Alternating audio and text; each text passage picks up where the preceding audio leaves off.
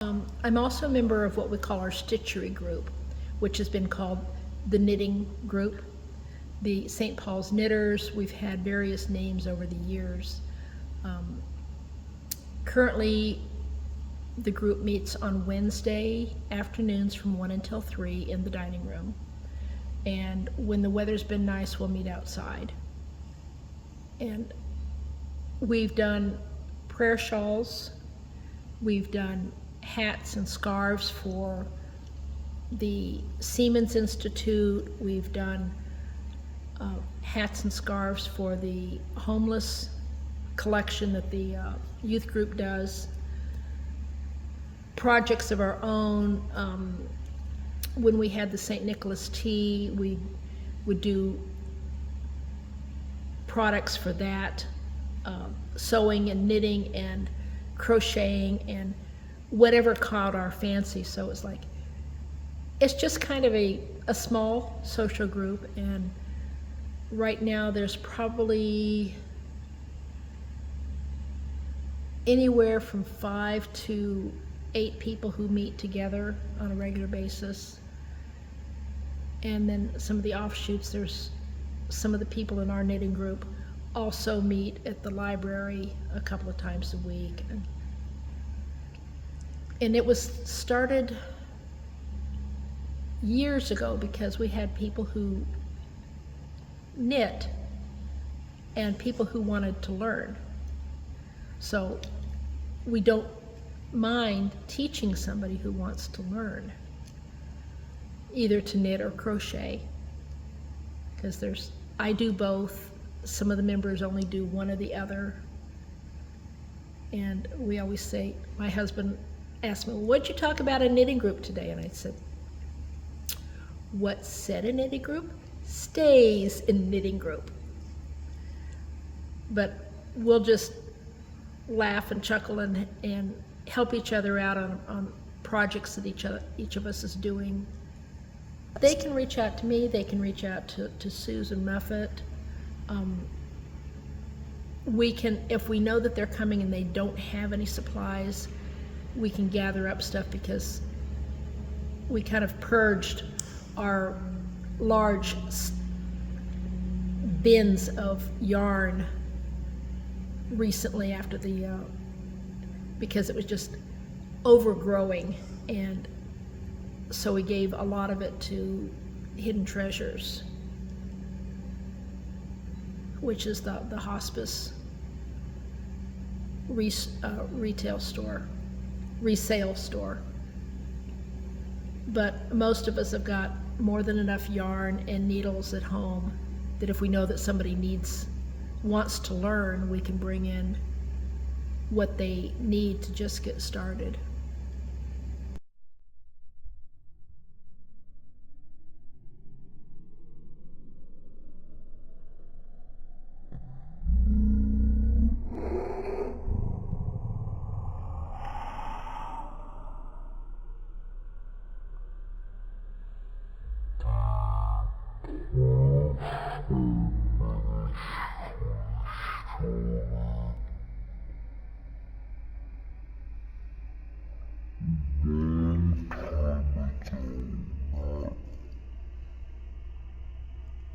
Even in this church, it's been going on in the Episcopal Church for a lot, in Episcopal Church and other churches for a long time.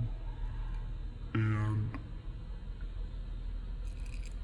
they're just shawls that are made that we give to people for comfort. If we're specifically doing prayer shawls, we will say prayers as we're knitting them.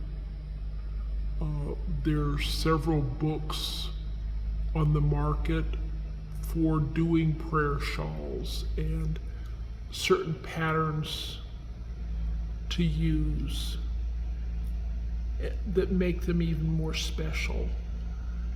But it's like when my biggest impact with doing the prayer shawls was when the mine disaster happened in West Virginia a number of years ago.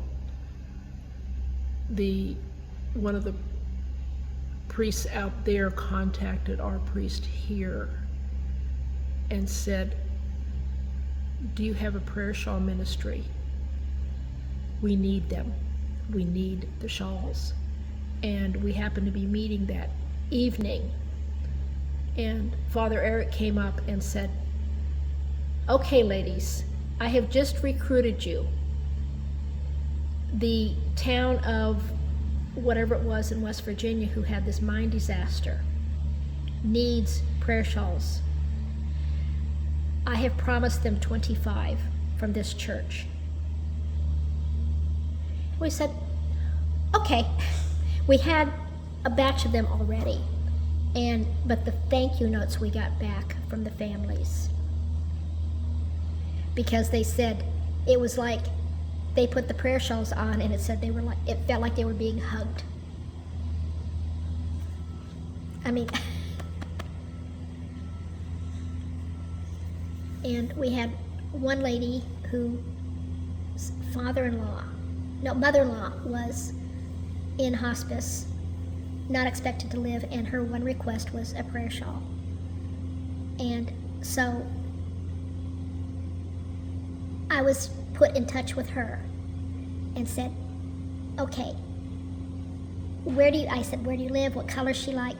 And we had a big bin of prayer shawls that were ready to go. And if somebody wanted to take one to somebody who was sick, that's what they were made for. And she came in, and we sat her down and let her go through the bin. And there was one shawl that I had actually made that was really pretty purple, shades of purple. And it sat there and sat there and sat there and wasn't chosen by anybody. And this woman picked this one up, draped it around her, set it aside, kept trying different ones, and was like women trying on pairs of shoes. And finally she decided she'd wrap 2 or 3 around her and then pick up this one again. And that's the one she took with her. And so her mother-in-law had it when she passed. And then the daughters-in-law, there was 4 sons in this family. The daughters-in-law decided to circulate the shawl through families. So that one just had special meaning to me.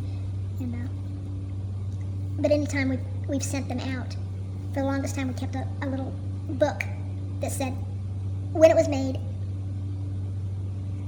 when it went out, and just the first name of who took it, with a description of the shawl. So we kind of had a history of, and every couple of months when we'd get a batch of shawls done, we'd lay them across the altar rail and they'd get blessed. And some of them were made specifically for individual people, some of them were just made in general. And right now we've still got a batch of shawls, which right now a lot of people will use to just cover their shoulders and their knees in this stone church that gets a little chilly sometimes. But if anybody wants one to give to somebody, it's like they're free for the taking, and we don't take a cash donation. We tell people this: if you want to donate yarn, but we won't sell. We will not sell them. They are always given with love and prayers.